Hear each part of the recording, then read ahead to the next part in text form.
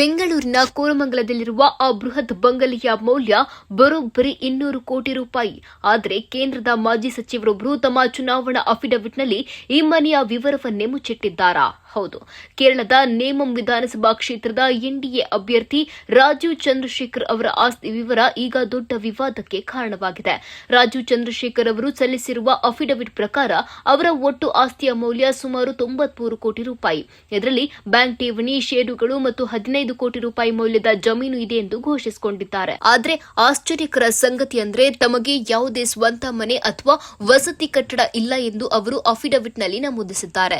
ಈ ವಿರೋಧಾಭಾಸವನ್ನೇ ಕಾಂಗ್ರೆಸ್ ಈಗ ಅಸ್ತ್ರ ಮಾಡಿಕೊಂಡಿದೆ.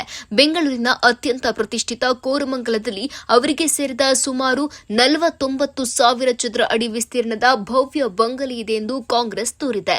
ಈ ಮನೆಗೆ ಸಂಬಂಧಿಸಿದ ಆಸ್ತಿ ತೆರಿಗೆ ಪಾವತಿಯ ರಸೀದಿಯನ್ನ ಸೋಷಿಯಲ್ ಮೀಡಿಯಾದಲ್ಲಿ ಹಂಚಿಕೊಂಡಿರುವ ಕಾಂಗ್ರೆಸ್ ಅವರು ಉದ್ದೇಶಪೂರ್ವಕವಾಗಿ ಈ ಮಾಹಿತಿಯನ್ನ ಮರೆಮಾಚಿದ್ದಾರೆ ಎಂದು ಗಂಭೀರವಾಗಿ ಆರೋಪಿಸಿದೆ. ಇಷ್ಟು ದೊಡ್ಡ ಪ್ರಮಾಣದ ಆಸ್ತಿ ವಿವರವನ್ನ ಮರೆಮಾಚಿರುವ ಅಭ್ಯರ್ಥಿಯನ್ನ ಕೂಡಲೇ ಚುನಾವಣಾ ಸ್ಪರ್ಧೆಯಿಂದ ಅನರ್ಹಗೊಳಿಸಬೇಕು ಎಂದು ಕಾಂಗ್ರೆಸ್ ಈಗ ಚುನಾವಣಾ ಆಯೋಗದ ಮೆಟ್ಟಿಲೇರಿದೆ. ನೇಮಂ ವಿಧಾನಸಭಾ ಚುನಾವಣಾ ಕಣದಲ್ಲಿ ಈ ವಿಷಯ ಈಗ ಭಾರಿ ಸಂಚಲನ ಮೂಡಿಸಿದ್ದು, ಮತದಾರರ ಮೇಲೆ ಯಾವ ರೀತಿ ಪ್ರಭಾವ ಬೀರಲಿದೆ ಎಂಬ ಕುತೂಹಲ ಮೂಡಿಸಿದೆ.